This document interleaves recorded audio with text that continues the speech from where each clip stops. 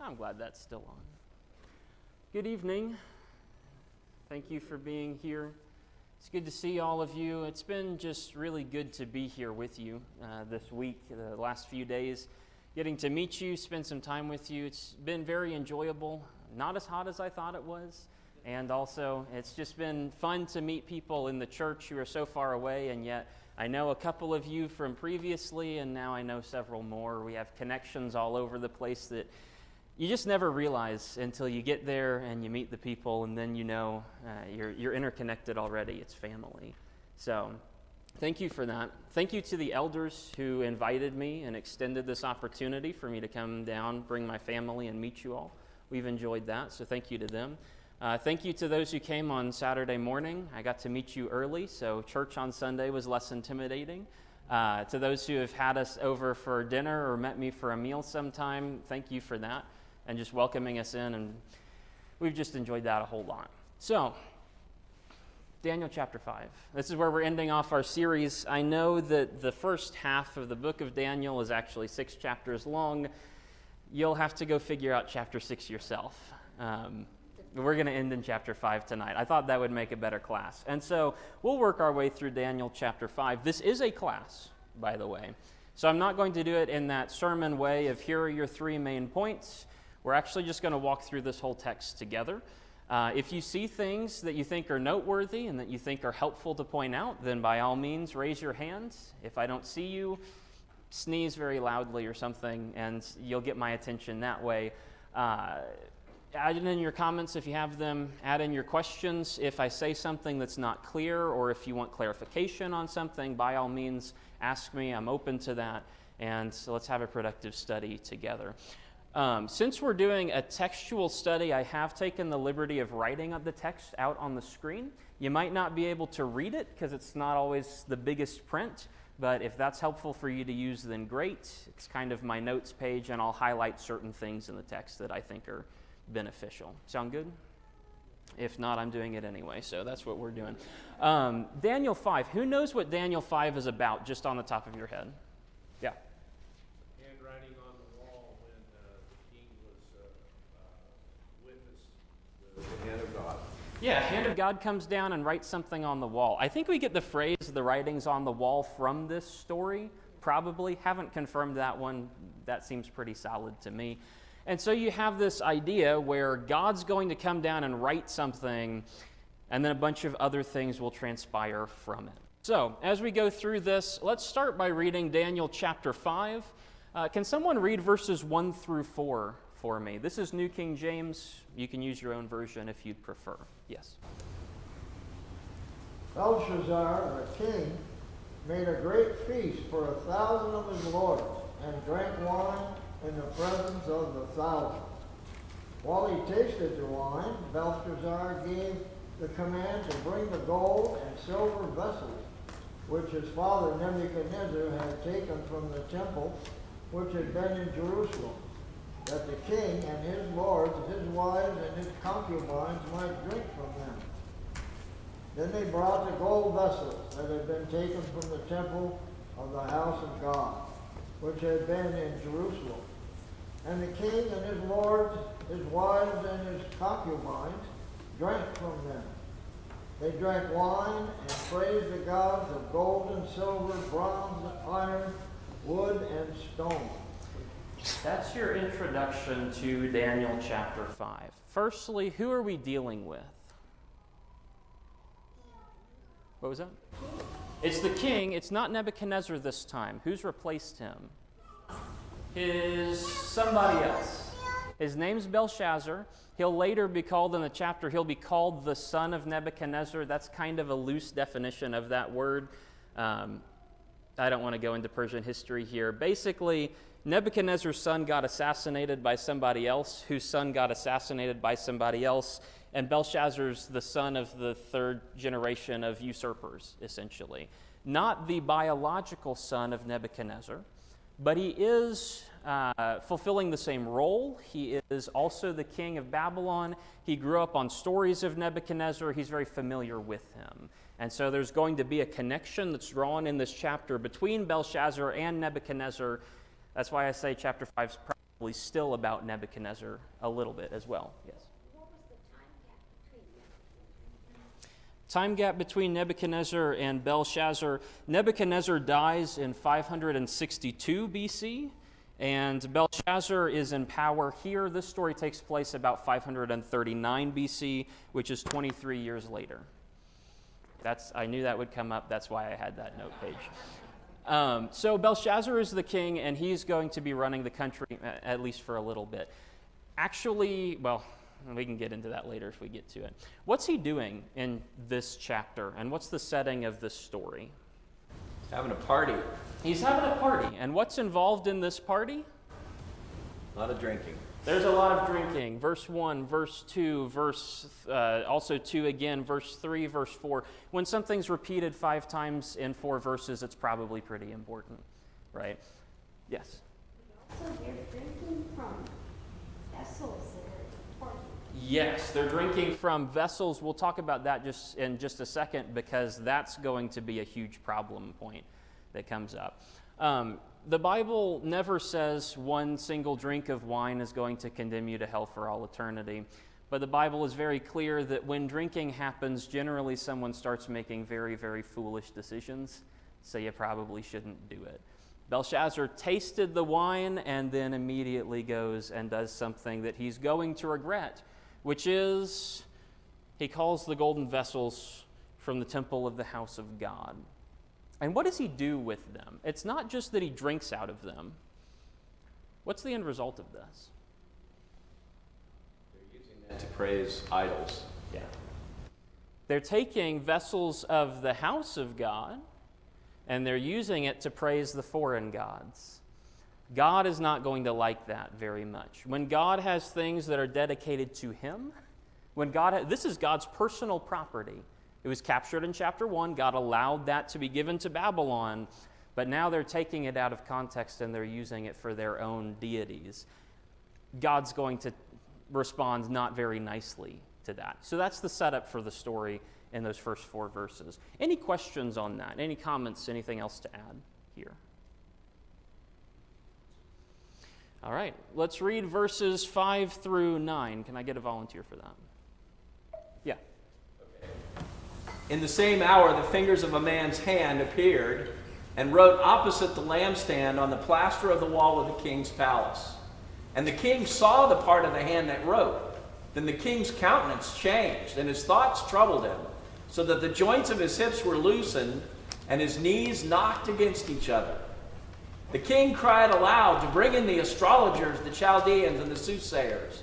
The king spoke, saying to the wise men of Babylon, "Whoever reads this writing and tells me its interpretation shall be clothed with purple and have a chain of gold around his neck, and shall be the 3rd ruler in the kingdom." Now all the king's wise men came, but they could not read the writing or make known to the king its interpretation. Then King Belshazzar was greatly troubled, his countenance was changed, and his lords were astonished. So what we see here is the namesake of the chapter. The fingers of the man's hand appear and start to write something on the wall. Some people say it's on the wall of the king's palace. Some people think it's like in the wall of the king's palace. I think God's hand is carving something into the stone personally. That's how I envision it. I don't know if that's accurate or not, but that's what's in my head. What is written? We don't really know. You won't find this out until I think it's verse 25 later on in the chapter. And so it's kind of like, it's almost like if you've ever seen a horror movie where, the camera is following something and there's something that's terrifying, but instead of focusing on the thing that's terrifying, it focuses on the person's reaction instead. Where do you think they got the trick for that? Right? God came up with it first. You're not going to find out what's so terrifying until much later in the chapter, but you do find out that it is terrifying, because how is the king reacting to these things? It's very descriptive. What are some of the terms you see here? Cried aloud. His knees knocking. Yes, what was? Cried aloud. Yes, he cries out. Most people don't do that if they're normal, if everything's okay. What else happens? His hips were loosened. Yes. Some people translate that as, he lost control of his bladder region. Basically, he's not in control of himself anymore. His face contorts, his countenance changed, his thoughts are troubling him. This is kind of similar to chapter 4, where Nebuchadnezzar's at peace until he's very, very disturbed, and you keep on seeing some of those themes. What are some other similarities that you might see with chapter 4 in this section? Yes? I'm just excited. He says basically the same thing. These people are here, get to right. Yeah, right. He brings in all these people, astrologers, Chaldeans, soothsayers, wise men of Babylon, kind of the summary statement. We saw that in chapter 2. We saw that in chapter 4. Here we see it again in chapter 5. He's repeating the theme of Nebuchadnezzar, and he also promises a reward, just like Nebuchadnezzar does. If you can translate this, you'll be exalted to a high position in the kingdom. Here it's clothed in purple, chain of gold. You'll be the third ruler. I meant to fix that. I didn't. I fixed it on the other PowerPoint, but this is on my computer, so it's outdated. And so you have this picture. By the way, why does he say third ruler in the kingdom? Do you know this? This is an obscure... Yes, right. Belshazzar was actually the co-regent with his father. His father was the real king, Belshazzar. The ruler, while Nabonidus, his father, went out and partied in the desert. And Belshazzar is second. He elevates Daniel to the third in the kingdom. That aligns with the history of Persia that we know of. Fun fact, it's kind of important that you throw that in there. So, there's a reward that's offered for these people. He calls in all these wise men, and then what's the result of it, of course? Can the wise men interpret? No. Of course not. Just like earlier. They can't read the writing. They can't make known the interpretation. They are functionally useless, just like they have been the entire book. If you haven't got the idea that pagan religions aren't cutting it, here's your daily reminder that that's the case. People who are away from God are not connected to him. And so, of course, how does the king feel about that?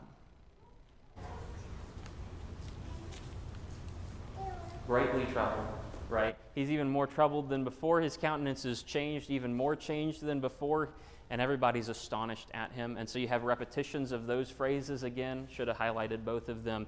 You have this picture of a king who is absolutely horribly distraught because of something that God's done. You've seen this before. We're going to keep looking at some similarities as we go throughout. Yes? He has all the resources at his disposal as well. All the money, all the power, all the connections. Yeah. And yet God is humbling him and showing him that God is who he's going to show him. Or at least God's trying. And that's what we're going to delve into tonight, right? He has assumed the role of Nebuchadnezzar. He is rich, he is famous, he is powerful, and God's still trying to communicate that same message that people need to humble themselves. Dakota and then Caleb. I'm not saying they should, but why didn't they just make something up? Why Why didn't they just make something up? Fair Like, enough. they had the ability to do so. So I guess my only guess would be that they were scared of the force that had written it, and so they wouldn't want to make something up because they were scared of that. Yeah, could be that they were scared. I mean, the king is terrified, and so that could be a ripple effect into the crowd. It could also be, it says they weren't able to make known to the king its interpretation. It could be that they're trying to make stuff up, and the king's like, that doesn't fit with that. And so it could be that they did attempt but were unsatisfactory.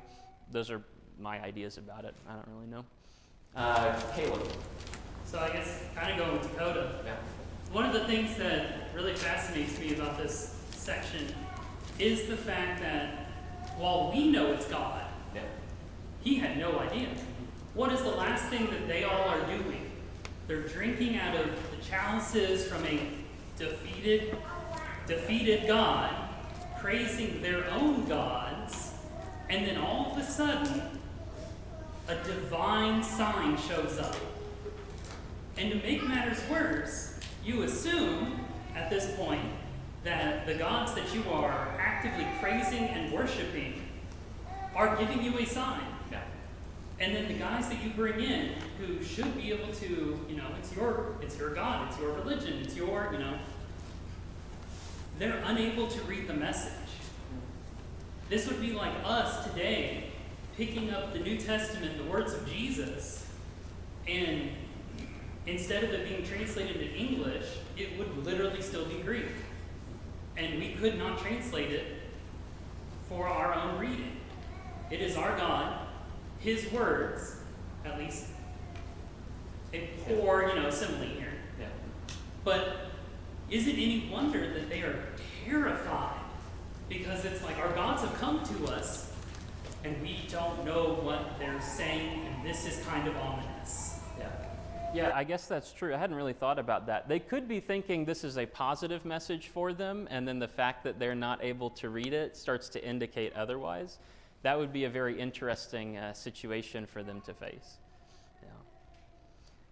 Whatever the case, nobody's very happy with this. Yes? Yeah. Yeah, right. There arose a generation who didn't know the Lord anymore, right? That's language that you see back in Exodus, right? There's a Pharaoh who doesn't know Joseph. I mean, in many ways, Daniel and Joseph almost run parallel, right? The weak guys who were slaves, who were taken into foreign lands, who got elevated to second position in the kingdom, essentially. And then you have a new king who arises, who forgets where the real power is, and suddenly there's a problem. Yeah.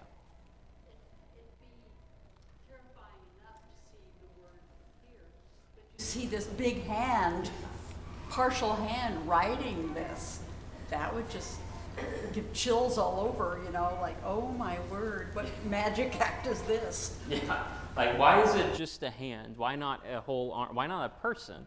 Could a person have not come down and delivered the message? But then you just see like floating fingers writing something, and that itself is just uncomfortable to think about. All right, we can't stall forever here. Good thoughts, though. Trying to understand this idea. Belshazzar's worried about something, right? And we've seen that in chapter 2. Nebuchadnezzar was worried about something. How did Nebuchadnezzar respond in chapter 2 when he was worried and couldn't get an interpretation? Yeah. Kill all the wise men and replace them with maybe something else, right? But then he learned about Daniel. How did Nebuchadnezzar respond in chapter 4 when he couldn't get an answer from the wise men? Have them killed. He called for Daniel, right? He knew where he should actually end up going to. Belshazzar doesn't. And that's the first very great distinction. Belshazzar is in Nebuchadnezzar's situation, but he has not learned from Nebuchadnezzar's situation. He's reverting back to Daniel chapter 2. So, somebody go ahead and read verses 10 through 12 of chapter 5. Yeah. The queen, because of the words of the king and his lords, came to the banquet hall.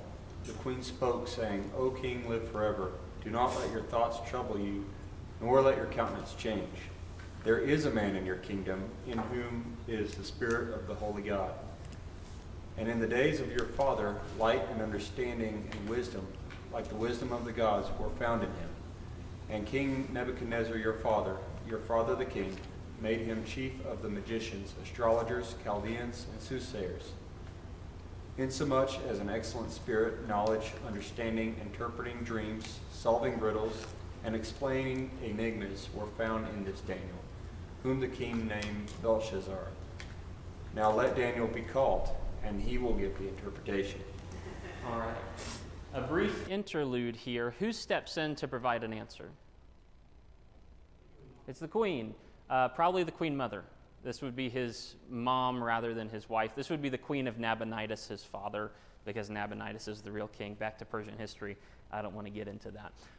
She references a special man whom she knows. And who is that guy? Well, he's Daniel. Don't you know about Daniel? In the days of your father, there was this great guy. There is a man in whom is the Spirit of the Holy God. That translation is interesting. Some people think that's Spirit of the Holy God as in one. Some people think that's probably a pagan slang for there's somebody with the spirit of the gods. He's some kind of demigod, like half God, half man, something like that. Either way, this guy's special. He's unique. He's something different. He's not a wise man who is looking at signs and kind of guessing. he is someone who's actually connected with the Lord. Yeah. And it's interesting how she references him, right? She Yeah. says, you know, this was your grandfather's chief wizard. Yeah. He used to be really influential. He's kind of fallen out of favor with the later rulers, but he's not any less wise. She says he will give the interpretation. Yeah, she's very sure of this. She knows that Daniel can. She's aware of what happened in prior generations. I mean, your king doesn't turn into a cow for 7 years and that go unnoticed, right? That becomes a folk tale. That becomes a legend that starts to get told as a children's story because it's kind of memorable. She knows these things. And so she references Daniel because he's fascinating as an individual. He has light and understanding and wisdom like the wisdom of the gods. Oh, that's interesting, right? He is an excellent spirit, knowledge, understanding, interpreting dreams, solving riddles, explaining enigmas. If you have a question, Daniel can answer it. Why didn't you go to Daniel? He's still here. He's an old man at this point. Yeah, sure. But he is still here. If Daniel was 15 about when he got taken in 605 BC and we're about in 540, that's what he's like 80 years old, right? He's an old guy, and sometimes young guys don't like to listen to old guys, but he's still there. He's still viable. He's still a source of knowledge. Why not go and listen to him? Somebody did listen to him once. And she starts to quote ancient history at Belshazzar. Who listened to Daniel? We've already talked about it. The king. King Nebuchadnezzar, your father, your father, your father. That's repeated 3 times in this passage. King Nebuchadnezzar is repeated 3 times in this passage. That probably is significant, right? Your father is the king, your father is the king. There's almost like a family connection here. It's not a bloodline, but there's like a family relationship here. You should know about him. The guy before you knew about him. Everyone knows about who Daniel is. Why don't you? And that's the question we're going to keep bringing up. Any other questions or comments about that section? Excellent. Let's go ahead. Somebody read verses 13 through 16. Who can read that? Yeah, go ahead. Then Daniel was brought in before the king. The king answered and said to Daniel, "You are that Daniel, one of the exiles of Judah, whom the king, my father, brought from Judah. I have heard of you, that the spirit of the gods is in you, and that the light and understanding and excellent wisdom are found in you. Now the wise men, the enchanters, have been brought in before me to read this writing and make known to me its interpretation, but they could not show the interpretation of the matter. But I have heard that you can give interpretations and solve problems. Now if you can read the writing and make known to me its interpretation, you shall be clothed with purple and have a chain of gold around your neck, and shall be the 3rd ruler in the kingdom." Belshazzar starts speaking again. By the way, Belshazzar versus Belteshazzar. Belshazzar is the king. Belteshazzar is Daniel's Babylonian name. I'm just going to call Daniel Daniel to keep this clear. And even he calls Daniel Daniel. We'll talk about that in just a second. How much of this section have we seen already in the chapter? Almost all of it. What are some phrases that you see that you've seen before already tonight? You could make known the interpretation. Yeah, somebody's going to make known the interpretation in verse 15. We've already seen that. What are some other things you see? The Spirit of God is in you. We've seen that. That was from his mother's quotation. What else do you see? The wise men and astrologers could not answer. The wise men, the astrologers, the groupings of people, and also the fact that they are incompetent and incapable of answering. We've seen all of this before. Belshazzar is, realistically, he's just kind of repeating the events of the night, and he's repeating what his mother says. He actually doesn't add very much that's unique in this chapter. So what does he add that we haven't seen before? Who is he addressing? Daniel. He's addressing Daniel 3 times. Oh, isn't that interesting? The way that 3 just kind of keeps popping up in the text. I don't know what to make of it, but it's probably important. Belshazzar knows Daniel by Daniel, not by Belteshazzar. He knows him by his Hebrew name, not his Babylonian name. Oh, that's so important, right? Belshazzar's mother knows Daniel as Daniel, whom the king named Belteshazzar, but she calls him Daniel anyway. Daniel deciding in chapter 1 to stick with his Hebrew name that grounded him and connected him to the Lord is so important. It has outlasted Nebuchadnezzar. It will outlast Belshazzar. It will last all the way into Persia. That's the kind of man we're talking about. His faith is shining through. Yeah. When he says, I have heard the Spirit of God, is he acknowledging God? It could be, right? He's heard these things. He's heard the Spirit of God is in him. I think he's quoting his mother, who just said that there was a man who had the Spirit of God in him. So it could be that there is a little faith in there, or it could be that he's just saying, people have said that you're, connected to God, and I need that. So. I can't believe you would know God and be doing the things that he's doing. Yeah. I don't think that's his personal faith. I think he's just copying his mom there. You can read that different ways, but that's what I would assume. Daniel is also identified here as one of the captives from Judah. Right? Isn't that interesting? He's still connected with the Hebrew God from the Hebrew place, from the Hebrew people. He has not let Babylon get to him. That's why chapter 1 is so important. He draws those distinctive lines, and he draws those distinctive lines when he's like 15 years old, and by the time he's 80, he has still never budged on those, and people know him for it. Salt and light, right? Growing a reputation for being righteous. That's what this is. Daniel is a very impressive person because you have things like this. And so you have Belshazzar, who's answering Daniel and trying to talk to him. And he ends up using this phrase twice in verse 14 and in verse 16. I have heard of you. You can take that and just be like, oh, I know who you are. Or you can take a more cynical view of that and say, I've heard of you instead of I know who you are. There might be a distinction there. He doesn't really know who Daniel is. He doesn't really know the history. He's not really aware of this guy. I've just heard that you can fix my problem, so go fix it for me. And that's kind of what Daniel will do, but it's going to be a very painful lesson that we'll get to in just a second. Other thoughts on this section, or comments, questions, anything to add in? Yeah. Possibly, I have heard of you is referring to when the queen just told him. I think that might be it. Yeah. Yeah. I have heard of you in the last 5 minutes, right? He should know, and that's a point that's going to be raised. He should have known that there was a man in whom was the Spirit of God or a spirit of the holy gods. But maybe I've just caught up on my Babylonian history in the last couple of minutes here, and now it's almost like he's assembling himself on his throne, right? His knees were knocking, his hips were loosened, he was freaking out just a minute ago, but now he's trying to pretend to be in control. Daniel, when he comes in, aren't you one of those captives that my father the king brought in from Judah? Yeah, you're under me, aren't you? I should probably be listening to you anyway. And so there's almost a sense of him playing catch up there, I think. Other thoughts on this? Let's go ahead. Verses 17 through 21.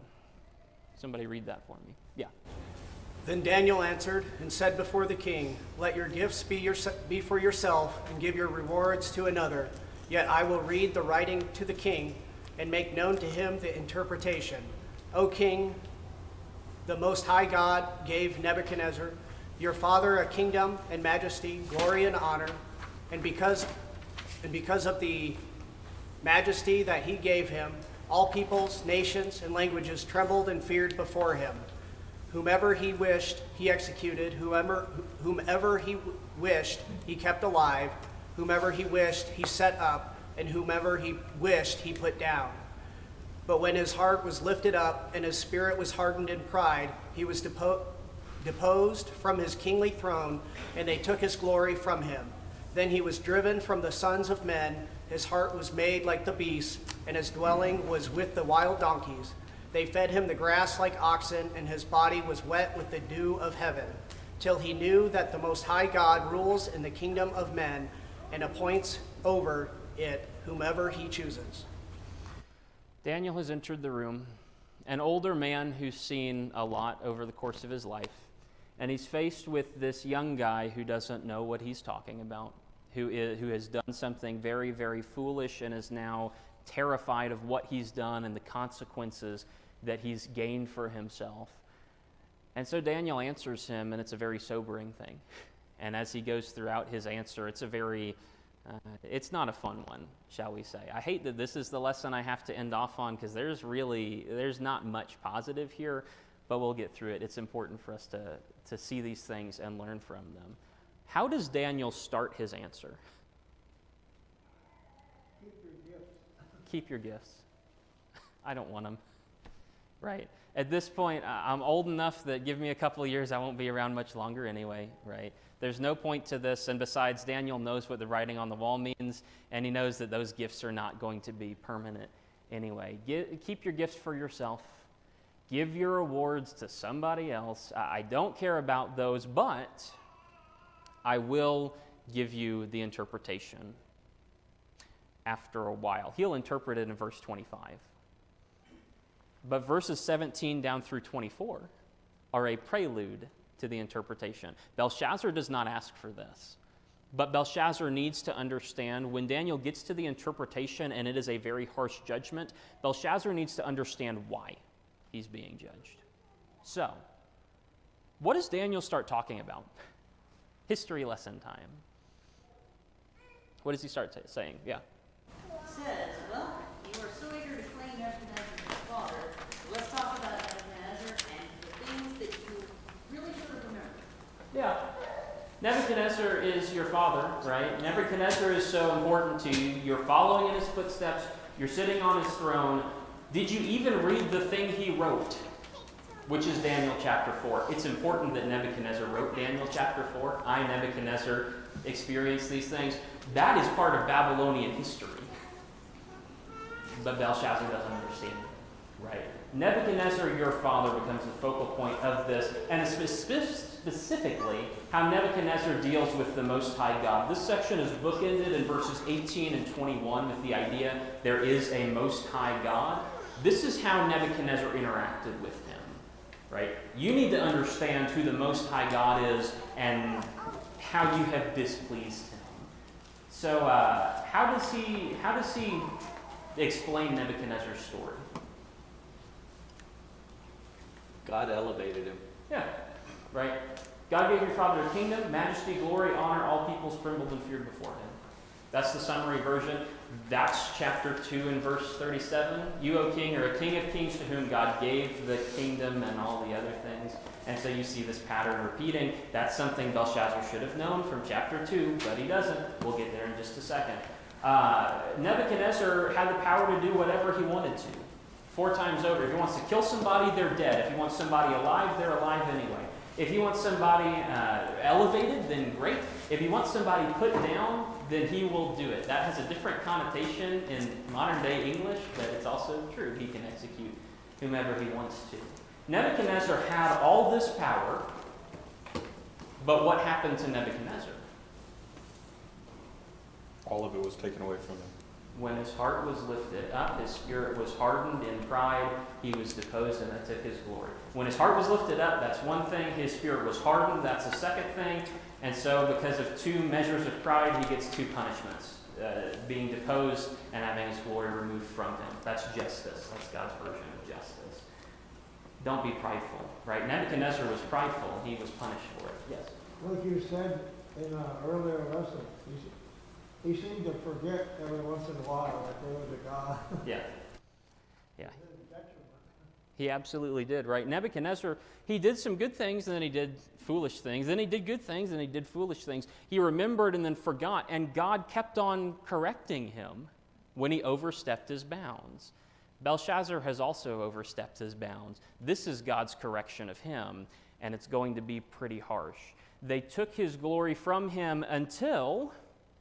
Here's the quote from chapter 4, which we saw last night, and which we ended off on, focusing on. The Most High God rules in the kingdom of men and appoints over it whomever he chooses, right? That's just chapter 4. That's the entire summary of chapter 4. That's what Nebuchadnezzar learned. So Belshazzar, Shouldn't you have gotten some of that as well? Yeah. But that's also stressing that the Most High God will remove rulers as he chooses, which, by the way, is about what we're going to get to in a minute. So, yeah, right. We're going there. Even back to chapter 2, in Daniel's praise of God, I didn't mention it specifically from the pulpit, but when Daniel praises God for revealing the vision, he says God appoints kings and removes kings, right? That's part of God's identity of how powerful he is. That's coming into play in chapters 3, 4, 5, and on from there. Absolutely, right? This is starting to tie some themes together, I hope. Yes? In 1 Timothy 2:2, New Testament wise, it says, for kings and all who are in authority, that we may lead a quiet life and peaceable life in all godliness and reverence. It's talking about God putting in place the rulers. Yeah, right. This is an Old Testament lesson that God's in charge of the kingdoms of the earth. It's also a New Testament lesson. You can talk about 1 Timothy 2. You could talk about Romans 13, right? Other passage associated with that. God's still in charge, even still today. And so these lessons are not just for Daniel's time, for Daniel's place in Babylon. These are for us right now. These are Christian lessons that God embedded in the Old Testament. Yeah. Okay, so condemnation on Belshazzar because he is forgetting these things. Daniel recites this history to him, and here's what he has to say to Belshazzar directly. Can someone read verses 22 and 23? Yeah. But you, his son, Belshazzar, have not humbled your heart, although you knew all this. And you have lifted yourself up against the Lord of heaven. They have brought the vessels of his house before you, and you and your lords, your wives, your concubines have drunk wine from them. And you praised the gods of silver and gold, bronze and iron, wood and stone, which do not see or hear or know, and the God who holds your breath in his hand and owns all your ways, you have not glorified. Can you feel the immeasurable disappointment in Daniel's voice when he says that? Because I can, right? Maybe that's just how I read it, but it's just depressing, right? Nebuchadnezzar was punished. Why?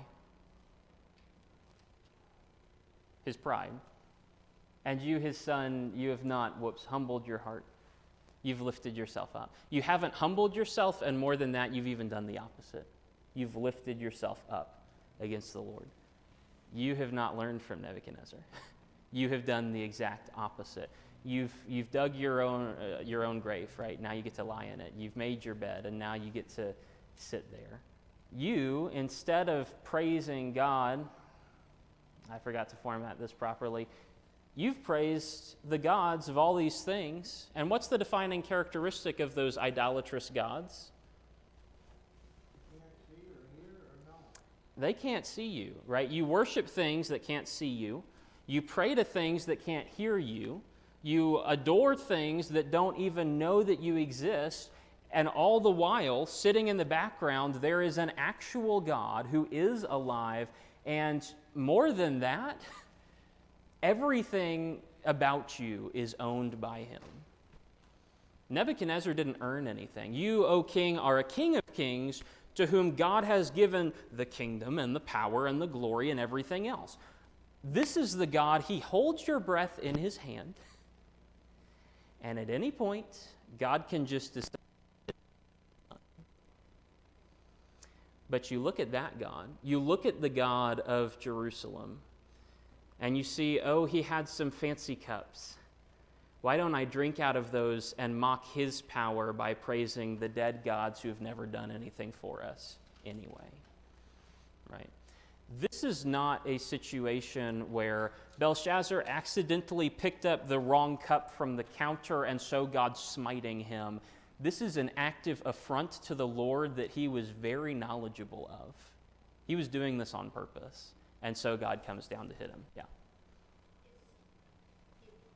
A very stark contrast between Nebuchadnezzar's behavior towards God and Belshazzar's behavior. Because in the 43 years that he was king, Nebuchadnezzar never even dreamed of touching the holy objects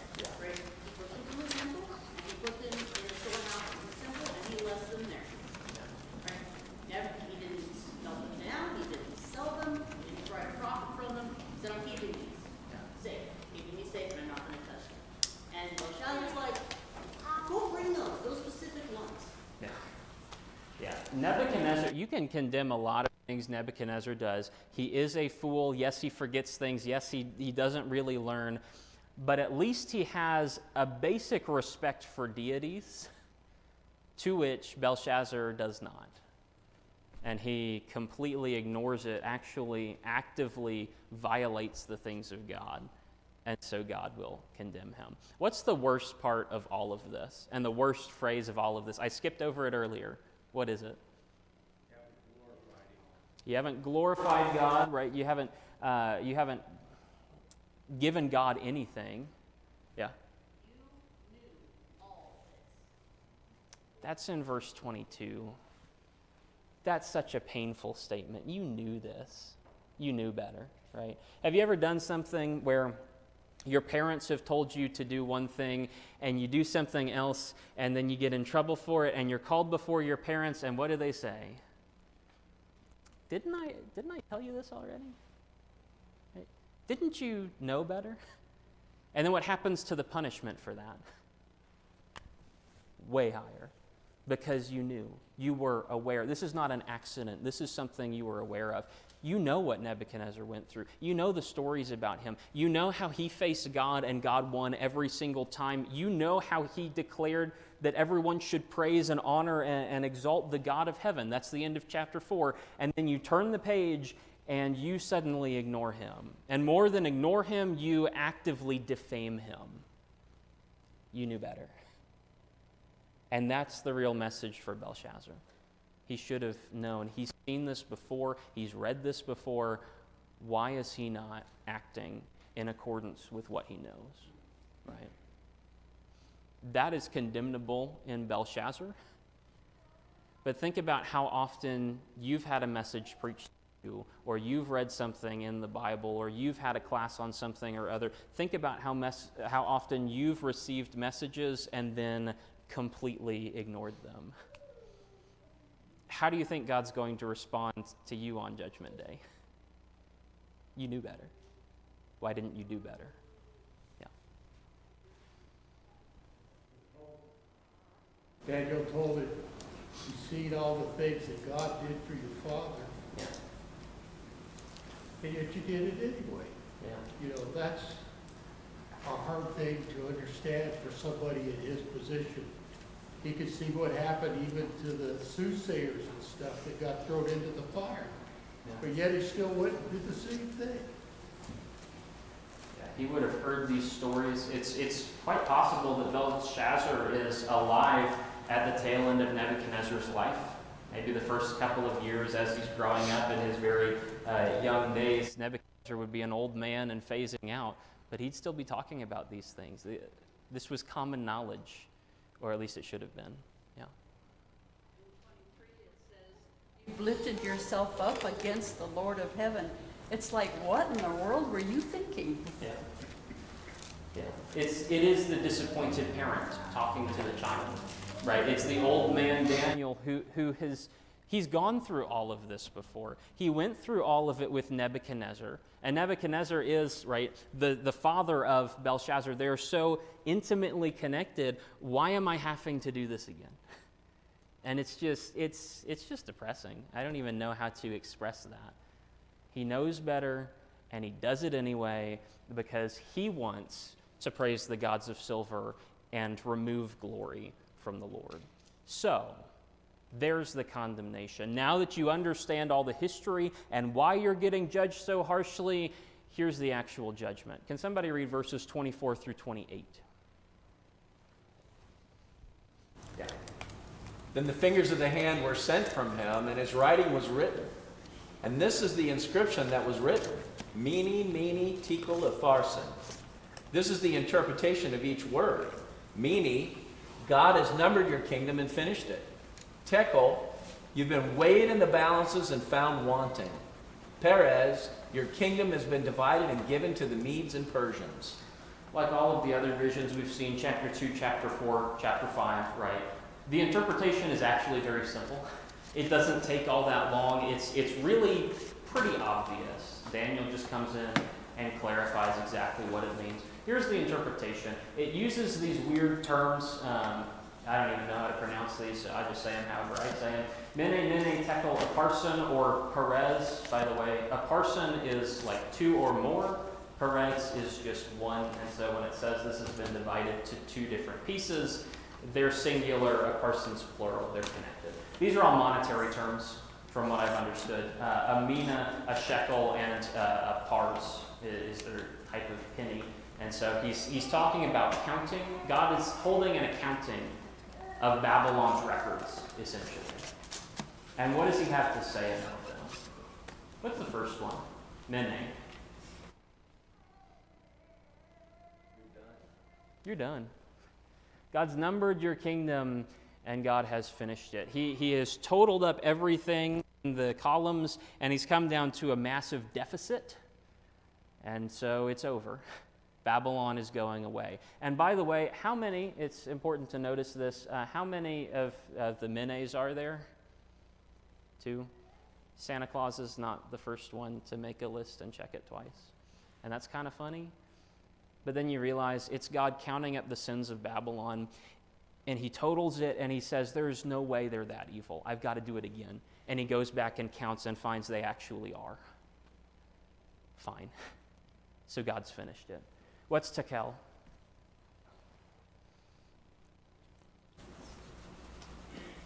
You fall short. You've fallen short. You've been weighed, and you've been found wanting. Yes? You have been weighed. In my opinion, it's God has given you the opportunity, and you have thrust it away. You had an opportunity to do what was righteous. You knew what was righteous. Nebuchadnezzar showed you that. But you did the exact opposite. You've been weighed and you've been found wanting. My normal translation that I've been preaching out of this year's Christian Standard Version, they translate wanting as deficient. And that is just such a nasty word to put at the end of that phrase. Can you imagine Judgment Day, right? This is God judging an individual. Can you imagine on Judgment Day, and 2 people ahead of you, God is there in the line, and he says, well done, good and faithful servant, enter into the joy of your master. He gets to the person in front of you, he says, well done, good and faithful servant, enter into the joy of your master. He gets to you and says, you've been weighed on the balances and found deficient. If you don't want that at Judgment Day, you need to humble yourself and get right with God. Perez, your kingdom's been given somewhere else. Everything that you had, it was from God in the beginning, and so I've split it off. I've given it to the Medes. I've given it to the Persians. It's not yours anymore. Everything you have is on loan from God, and if you do not use it according to his will, he will take it and give it somewhere else. I hate this chapter.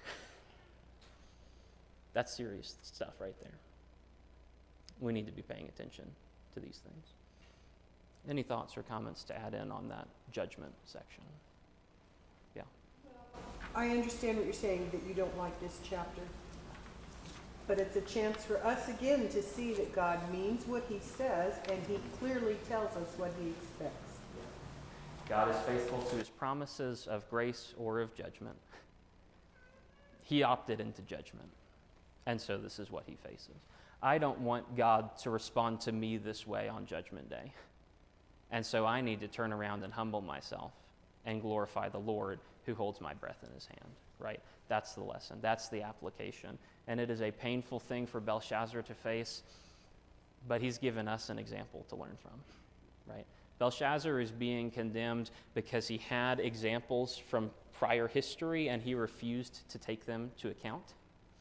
Belshazzar becomes an example for us in history. How do you think God's going to respond to us if we look at this story and fail to take that into account? Yeah.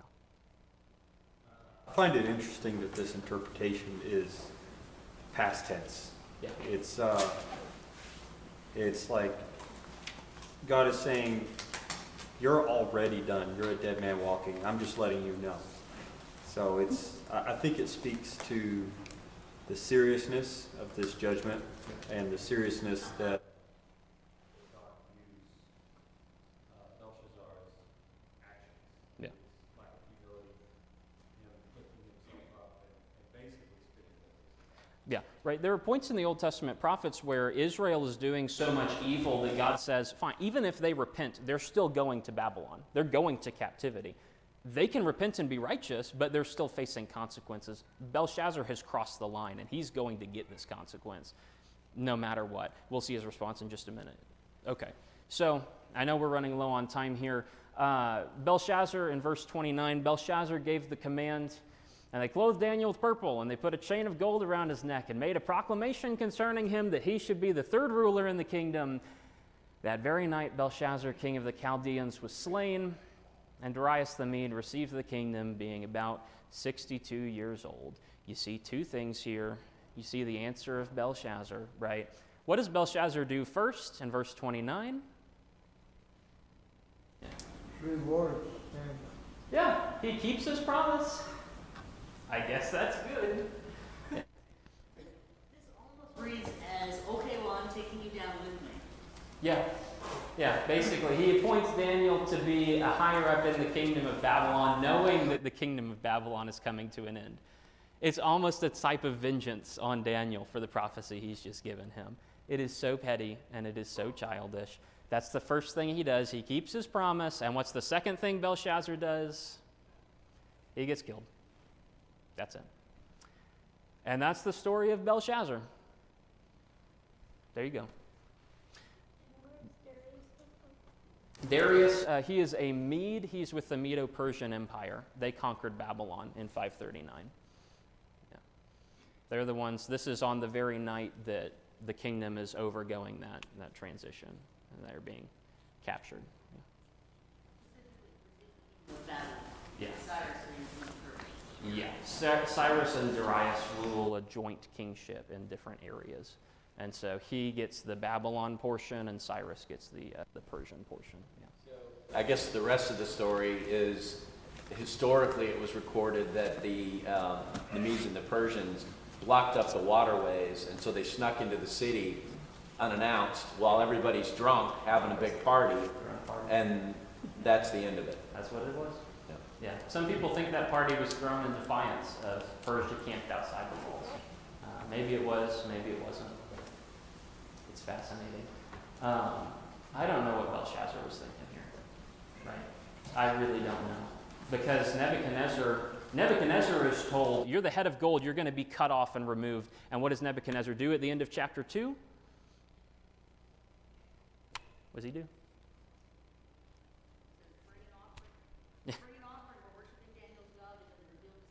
Yeah, worship God, worship Daniel, praise the Lord. In chapter 3, Nebuchadnezzar tries to burn Shadrach, Meshach, and Abednego to death. When God thwarts that plan, what does Nebuchadnezzar say? Blessed be the God of Shadrach, Meshach, and Abednego, because he rescued them from this. Don't go against him. In chapter 4, Nebuchadnezzar is prideful. He undergoes his transformation into a cow. He comes back to himself at the end of it, and what does Nebuchadnezzar say? Praise God, because he is great. He's the real king. He's able to humble those who walk in pride. Belshazzar sees the same kind of a vision. He has the exact same kind of an experience. He calls the same people to interpret. He he tries to reward them if they are successful in interpreting. He ultimately has to rely on Daniel. Daniel gives him the interpretation. It is exactly like Nebuchadnezzar until what happens? Nothing. I don't know what Belshazzar was thinking, but I do know what God was thinking. You fool, this very night your soul is required of you. And sometimes, I don't know, maybe Belshazzar responded more positively than I think. Maybe he thought I would fix it in the morning. Maybe he thought, I'm really emotional right now, I need to, sober up and rest up, and I'll decide on something at 8 o'clock tomorrow. Maybe I'll make public policy something tomorrow. I'll do it later. And Belshazzar didn't have time. And that's the end of chapter 5. And so Belshazzar is gone. And so Babylon is gone. Because Belshazzar disrespected the Lord, and he wasn't even willing to turn around and say sorry. This has been a class period, but I've been told to end with an invitation, and that's your invitation right there. there is a seriousness to this. There is a timeliness to this. We are not promised another day. We're not promised to make it through this night. We're not promised anything. The only thing that we have a promise of is salvation if we are willing to repent and return like Nebuchadnezzar did and like Belshazzar failed to do. If Belshazzar had repented, God would have forgiven him. He would still face his consequences, sure, but God would have forgiven him and he'd be delivered to heaven. Belshazzar didn't make that choice. But if you're here right now, you can learn from his example. And you have an opportunity to make a choice towards righteousness instead. And so if there's anything that we can do as we're ending out this gospel meeting, all these thoughts going around, all of these pieces tying together, I hope that you're seeing a common pattern. God has standards.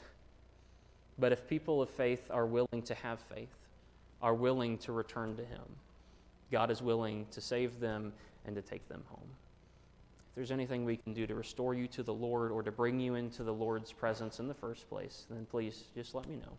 I'll be standing right up here as we all stand and we sing this invitation song together.